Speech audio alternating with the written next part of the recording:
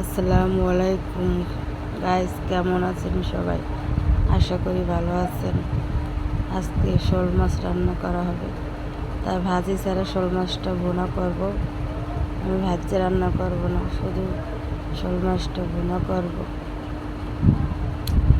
কীভাবে ভুনা করি একটু দেখবেন। আর লং ভিডিও ছাড়া হয় না অনেক মাস যাবৎ, তাই এখন দিন হইল একটা লং ভিডিও ছাড়ব। সবাই সম্পূর্ণ ভিডিওটা দেখবেন, অনুরোধ করা হইল। আমি একে একে সব মশলা দিয়ে নিতে আসি। পেঁয়াজ দিছি, লবণ দিছি, আদা রসুন বাটা, এবারে হলুদের গুঁড়া, মরিচের গুঁড়া এগুলো দিয়ে নিতে আসি। একটু জল দিয়ে নিলাম।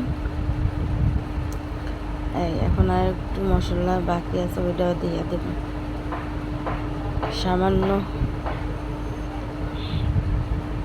একটু জিরার গুঁড়া দেব, বুঝছেন বন্ধুরা। এই যেটা সামান্য জিরার গুঁড়ো দিয়ে নিলাম। এখন মশলাটা খুব সুন্দর করে বুনতে হবে। যে মশলাটা বোনা হয়েছে, এখন আমি শোল মাছটা দিয়ে শোল মাছটা বুনবো। এই লাইরে সাইরে শোল মাছটা খুব সুন্দর করে বুনবো। শোল মাছটা বুনতেছি।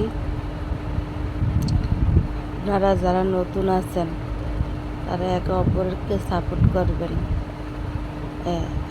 এতে আমি কিছু আলু দিব, তাই জন্য আমি আলুটা দিয়ে দিলাম। আলুটা দিয়ে এখন মাছের লাগি ভুনা করব। মাছের লাগি ভুনা করবো লাইরা সেরা সুন্দর করে। একে অপরকে সাপোর্ট না করলে কোনোদিন এগিয়ে যাওয়া যাবে না। সবাই সবাইকে সাপোর্ট করতে হবে।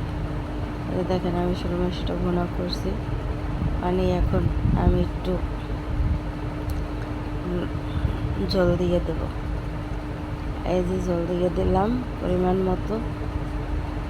এখন আমি ঢাকনা দিয়ে দেব। এই যে ঢাকনাটা আমি দিয়ে দিলাম। এখন আমার তরকারিটা উতলাইছে, বলকাইছে। দেখেন আমার মাছগুলো এখন কিন্তু আস্তে আস্তে আছে, কোনো ভাঙ্গে নেই কোনো রকম। এখন একটু লবণ দেখলাম আমি, না লবণটা ঠিক আছে। অবশেষে আমার তরকারিটা ভুনা ভুনা হয়ে গেছে, দেখছেন। এখন আমি একটু টালা জিরার গুঁড়া, জিরাটা ভাজা গুঁড়ো করে রাখছি, তো একটু জিরার গুঁড়া দিয়ে দেব। একটা অন্যরকম একটা স্মেল আইবে, গ্রান আইবে, এই জন্য। তাই আমার রান্নাটা কেমন হলো কমেন্টে জানাইবেন। আশা করি। আল্লাহ হাফেজ, বাই বাই, টাটা।